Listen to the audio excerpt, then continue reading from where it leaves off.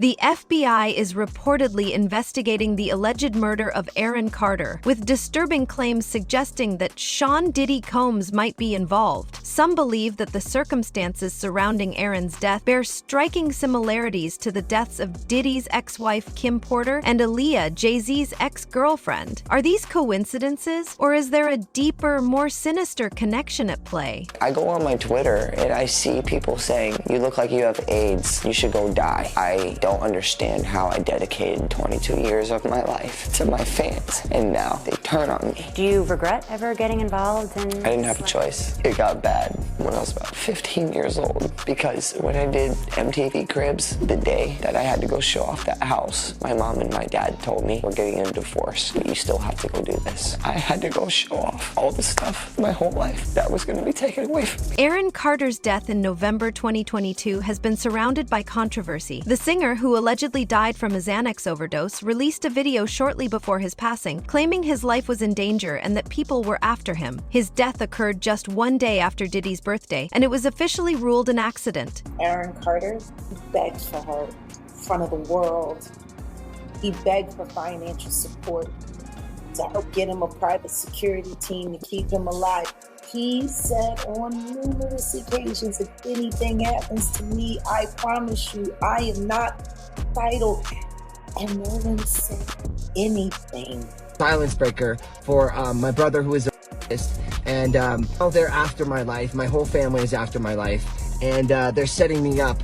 And Sony Records owes me $3.5 million, and they don't want to pay me, and it would be in their better interest, just like Michael told me. They owe me money, and they're trying to off. And I'm begging you and I'm pleading you, help me raise $100,000 as soon as I can, so I can move to an undisclosed location where I am safe. They had cops come and check for a rope in my garage, saying I wanted to hang myself. Aaron Carter believed his life was in danger, but the identities of those he thought were coming after him remain unclear. The eerie similarities between his death and those of Diddy's ex-wife Kim Porter and Aaliyah have raised suspicions. According to the autopsy, Aaron died in a bathtub after allegedly overdosing on Xanax, but there was no water found in his lungs. His mother has expressed doubts, suggesting that the police may be covering up a potential murder. Rumors have circulated that Aaron was actually murdered and then left in the bathtub, resembling the circumstances of Kim Porter's and Aaliyah's deaths. Aaron Carter was found dead in a bathtub in his home in Los Angeles last November. Since that time, TMZ has reported the LA County coroner did not find water in his lungs, meaning he didn't drown. Carter's mother, Jane Schneck, posted photos on Facebook that show the bathroom where her son was found. She wrote on Facebook, "Because of my son's mental illness and prescription issues, they, the cops, just wanted it to be something easy that they didn't have the time or inclination to address." Schneck wants a more thorough investigation. She wrote that her son was receiving threats from many people, and she believes there were people out there who wanted to harm him. Aaron Carter was reportedly a victim of abuse, first by his own family and then by the music industry.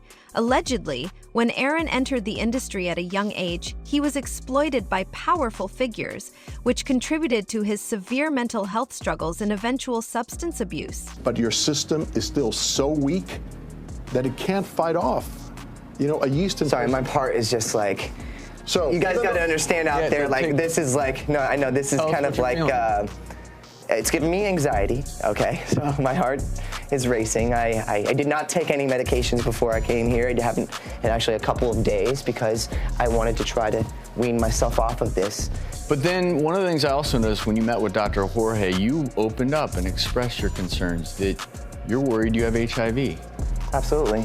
I know you recently came out as bisexual. Yes. Is that one of the other reasons that's had you concerned? Because you admit on the tape piece that you say, I haven't always been safe sexually. Absolutely, no, and that's a fact. I haven't always been safe sexually, and I have no qualms in saying that. It is the toughest thing to deal with. Aaron Carter dropping a major bombshell on Thursday, alleging on Twitter that his late sister Leslie, who died in 2012, sexually abused him when he was a child.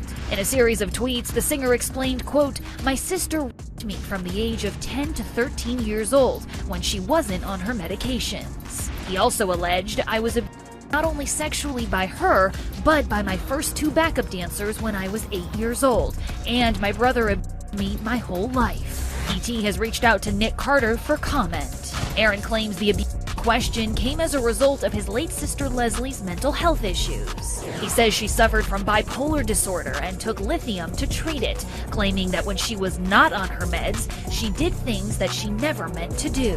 As a result, Aaron says he spent the last 15 years of his life going to therapy. The abuse Aaron Carter endured throughout his life, particularly in the music industry, reflects a disturbing pattern that many other child celebrities have faced. Hollywood is rumored to harbor a toxic culture of sexual abuse, with Aaron Carter and Justin Bieber being just 2 of the names that have come to light. Both faced significant struggles with substance use and mental health, suggesting they may have endured similar exploitation and abuse during their careers. Nobody knows what Kim Porter phone is. And they know they had iPhone on her sheets. Wright has spoken out about Diddy's alleged involvement in covering up his ex-wife Kim Porter's murder, insisting that the case needs to be reopened. She claims Diddy has a pattern of eliminating anyone who stands in his way, citing how he reportedly removed every executive at Uptown Records who challenged him. She questions how Diddy went from being an intern to the face of a multi-billion-dollar production studio in such a short time, and raises the troubling question, why is everyone who opposed him seemingly dead? Uptown Records started with 5 people. Andre Harrell, I'll Be Sure, Heavy D, and Puffy. And Kim is dead. Heavy D is dead. Andre Harrell is dead. The only 2 left are Puffy and Al almost died. Heavy D was found dead, face down in the heart attack. Andre Harrell, heart attack. Kim died from pneumonia, but there's the first coroner's report that said that she died. It was ruled a homicide and they found toxins in her body. Andre was writing a book right before he died. Heavy D was working on a book before he died. Kim Porter was working on a book before she died. And Al B. Sure was working on the documentary of his life. What makes a Puffy party so... Come on, man. You can't explain. It's a phenomenon. That was Jamie back in 2003 at a Combs MTV Movie Awards after party. At the time, it looked like he and Combs were tight. Now, according to eyewitnesses who attended the tapings of his Netflix special, Fox allegedly claims Combs was responsible for his mysterious hospitalization in 2023. Jamie Foxx states in the special that Diddy was responsible for what happened to him, and he is the one that called the FBI on him. Producer and director Choke No Joke says he went to the 1st and 3rd of Fox's 3 tapings, which took place October 3rd, 4th, and 5th in Atlanta, and that Fox allegedly blamed Diddy for his illness. Question is, was he joking? It's gotta be a joke though, right? I don't think he was joking. Y'all can determine was he joking or not when you see the show. I'm a new comedian, right? I know when somebody's setting up a punchline,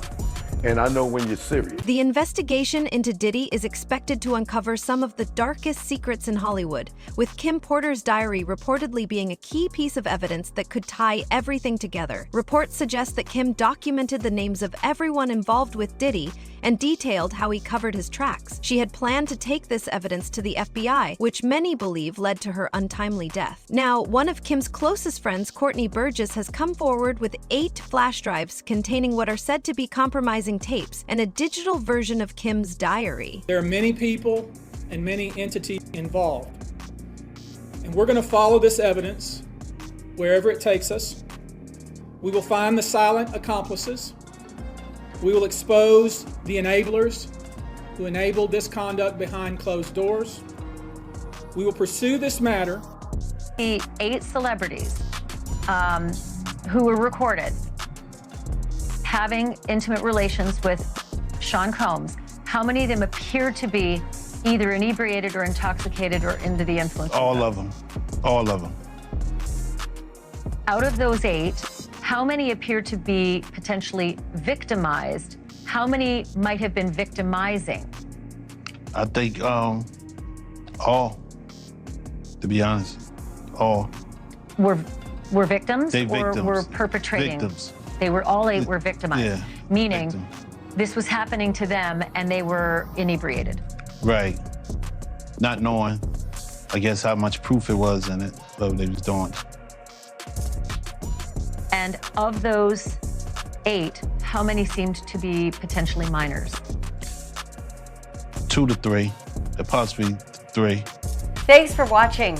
Go to joinnn.com to find News Nation on your screen. And don't forget to click the red subscribe button below to get more of News Nation's fact-driven, unbiased coverage.